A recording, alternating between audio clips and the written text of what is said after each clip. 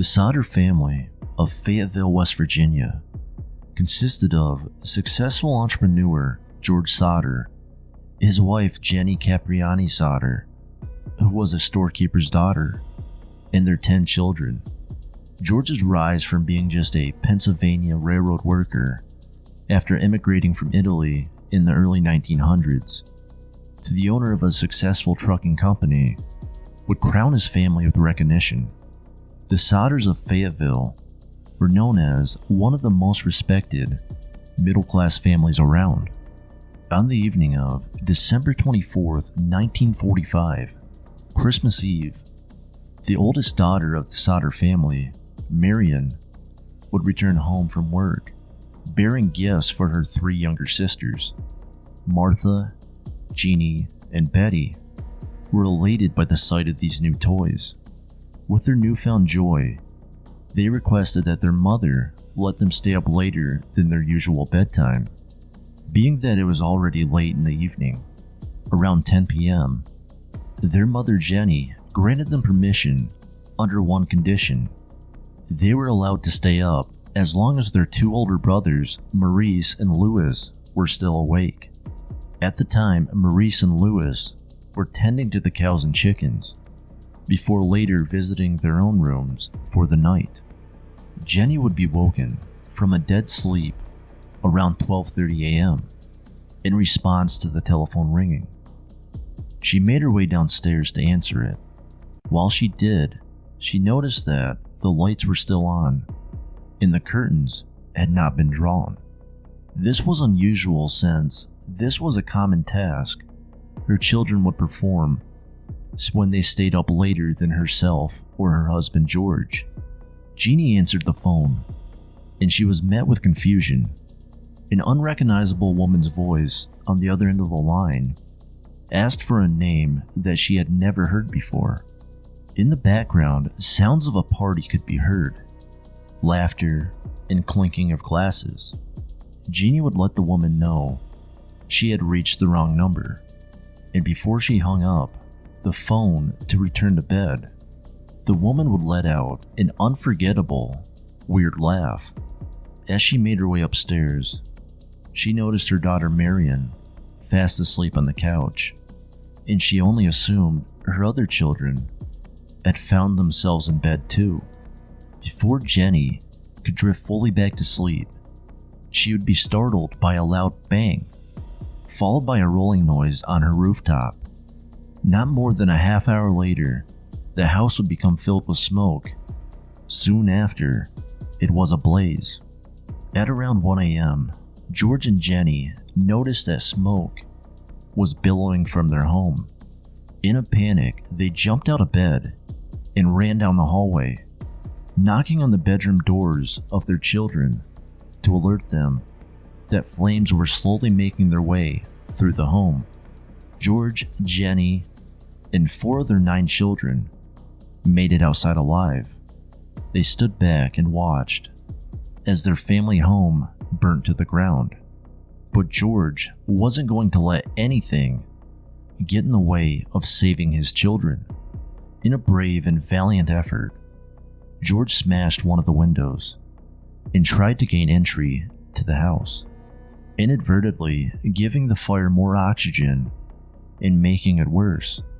As he clambered inside, acrid smoke clouded his vision, and he was unable to see anything in front of him.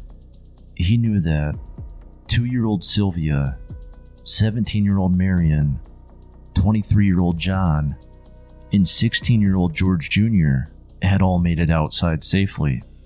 This meant that 14-year-old Maurice, 12-year-old Martha, 10-year-old Louis, 8-year-old Jennie, and 6-year-old Bettie were all unaccounted for. George sprinted through the house, screaming his children's names and praying for a response. But all he heard was the roaring of flames as they consumed the house. After realizing that he couldn't get to them from the inside, he had a brainwave. He always kept a ladder outside propped against the house and knew that he would be able to position it under the window of one of their bedrooms and usher them to safety that way. George made his way outside to the garden, only to find that the ladder had mysteriously disappeared. How strange, he thought. He couldn't recall having moved it. It is unlikely that anyone else would have touched it. A now panicked George tried to rack his brain and come up with yet another plan. And that's when it hit him. He could drive one of his coal trucks under the window and climb on top of it. It wasn't as good as a ladder, but under these circumstances, anything would do. Jennie watched in horror as the family home they had worked so hard to build and maintain burned to the ground.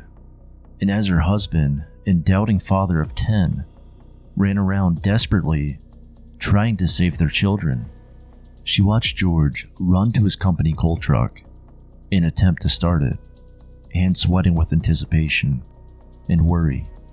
That worry was compounded as the sounds of George's coal truck backfiring filled the air. Jennie and George realized that the truck had worked perfectly fine on Christmas Eve, but now it was broken. It felt almost as if someone had put a curse on them, with the strings of tragedies and bad luck that was unfolding in front of them. To make matters worse, fire crews didn't arrive on the scene until 8 a.m., 7 hours after the fire had started. This was due to operators being unavailable and the message not being passed along efficiently. By 8 a.m., the Sodder home was a mere pile of smoldering ash, and a bleak reminder for the Sodders of what once stood there. Devastated, George and Jennie resigned themselves to the idea that their 5 beautiful children, Maurice, Martha, Louis, Jennie, and Bettie, had died in the fire, and the fire crews began searching for their remains. But there weren't any. Chief J.F. Maurice insisted that the fire had burned with enough intensity and longevity that the bones had been cremated too, leaving behind no trace of the 5 children. According to studies, the fire would have needed to have burned around 212 degrees Fahrenheit for the bones to have been cremated. During cremation, a temperature of around 1780 degrees Fahrenheit is used, and any pieces of bone left behind are placed into a processor to give them the same texture as ashes. Most house fires do not reach this temperature, although there are certain circumstances where this may happen. There is no record of the temperature of the Sodder fire, and it is merely speculative to assume whether or not the children's bones could have been cremated. This theory has been a hot topic of contention in the Sodder case for many decades, and soon after the fire, George and Jennie began to doubt it too. Not long after, George and Jennie began piecing things together and realized that a lot of strange things had happened in the months leading up to the fire. For starters, why had the ladder been moved? And why had George's coal truck failed to start when it worked perfectly fine on Christmas Eve? The official report said that the house fire had been started by faulty wiring, but as they dug deeper, they believed that foul play was most likely involved. In 1908, George Sodder moved from Italy to the United States and never fully revealed why he had left. He was a strong opposer of Benito Mussolini, and his political opinions were likely beginning to get him in trouble. Just months before the tragic fire, a life insurance salesman turned up at the house uninvited and tried to sell George policies for the entire family. George refused, which made the salesman extremely angry, almost disproportionately angry. The salesman snapped at George, "Your goddamn house is going up in smoke, and your children are going to be destroyed. You are going to pay for the dirty little remarks you have been making about Mussolini." At the time, George brushed us off as yet another empty threat. These weren't uncommon, as he often engaged in heated debates with people around Fayetteville about the Italian dictator.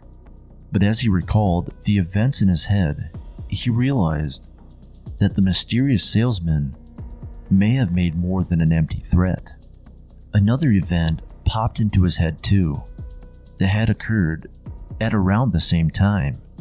George recalled that a strange man had appeared at the house, asking about work and walking around the property, even though he hadn't been invited to do so. This strange man made his way around to the back of the house, turned to George, pointed to the fuse box, and said, "This is going to cause a fire someday." George now faced the task of discerning whether this was a warning or a preemptive threat. Some of the older Sodder children also told their parents that a strange man had been watching them in the days before Christmas. After they got off the school bus, they noticed a man parked along the highway, just watching them. Was this man an innocent bystander, or was he familiarizing himself with the family and the property? The Sodders clung onto the hope that their 5 children were still alive, hoping and praying that they would return to them one day. The Fayetteville police received their first sighting, and soon, sightings began to flood in from across West Virginia. One woman who worked at the rest stop told officers, "I saw them the morning after the fire. I served them breakfast. There was a car with a Florida license plate at the tourist cart too." One of the most compelling sightings comes from a Charleston hotel receptionist who phoned the police a week after the Sodder fire to report a sighting. In her report, she said, "The children were accompanied by 2 women and 2 men, all of Italian extraction. I do not remember the exact date, however, the entire party did register at the hotel and stayed in a large room with several beds. They registered about midnight. I tried to talk to the children in a friendly manner, but the men appeared hostile and refused to allow me to talk to these children. One of the men looked at me in a hostile manner. He turned around and began talking rapidly in Italian. Immediately, the whole party stopped talking to me. I sensed that I was being frozen out, and so I said nothing more. They left early the next morning." Sadly, this party was never located or interviewed, dashing any hopes the Sodders had had of finding their children or answers as to what had happened to them. Frustrated with the lack of progress, George and Jennie Sodder hired pathologist Oscar B. Hunter to perform another search of the house, or what was left of it. In return, Hunter sent evidence he recovered to the Smithsonian Institute, and the report read, "The human bones consist of 4 lumbar vertebrae belonging to one individual. Since the transverse recesses are fused, the age of the individual at death should have been 16 or 17 years. The top limit of age should be about 22, since the centra, which normally fuse at 23, are still unfused. On this basis, the bones show greater skeletal maturity than one would expect for a 14-year-old boy, the oldest missing Sodder child. It is, however, possible, although not probable, for a boy of 14 and a half years old to show 16 to 17 maturation." This bizarre report also noted that the bones did not appear to have been exposed to fire, and found it odd that only 4 bones from a person were found. George and Jennie Sodder never gave up hope that their beloved children would walk into their lives once more, and extended the olive branch through the media. begging them to get in contact with them. A $10,000 reward for information was launched, but still, this wasn't enough to get anyone to talk. Then in 1968, Jennie opened her mailbox and began to shake when she saw a letter directly addressed to her. As she ripped open the envelope, postmarked Kentucky, with her hands, she hoped and prayed that it wasn't a ransom note or a sick hoax. Inside, she found a letter and a photograph of a man in his 20s who bore a striking resemblance to Louis, who was just 9 in 1945. The letter read, "Louis Sodder, I love brother Frankie."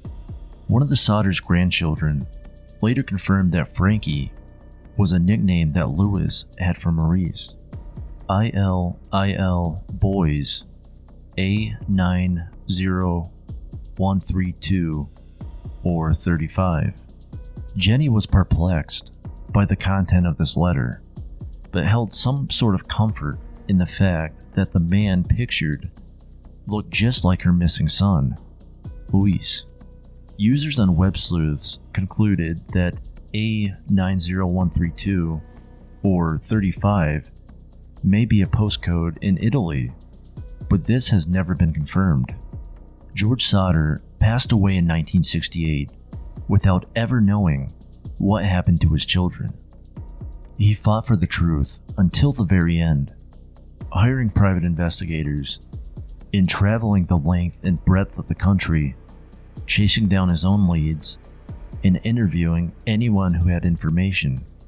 Jennie Sodder passed away in 1989, and with her passing, the billboard that had been erected prompting anyone to come forward was also taken down. Now, Sylvia Sodder is the last remaining member of the family and is trying her best to get justice for her siblings. She told the Smithsonian that she doesn't believe her brothers and sisters died in the fire that night, and that someone out there knows the truth. The main theory is that the children were kidnapped by someone they knew who rescued them from the fire and told them that they would take them to safety, only to betray them later. Another theory put forward by the Sodders' relatives is that George got on the wrong side of the mafia, or that his political leanings and willingness to speak out against Italian dictator Mussolini prompted someone to start the fire and take away the only thing that he loved the most, his family. Until new evidence or information comes to light, it's unlikely that we'll ever know, and the mysterious disappearance of the Sodder children will remain unsolved. That is it for this episode. Thank you so much for listening. If you haven't already, please do me a favor and like, share, and subscribe to my channel. This will help me grow. Also, if you have a future story suggestion, please reach out to me by email at creepyunsolvedmedia@gmail.com. I look forward to your comments below.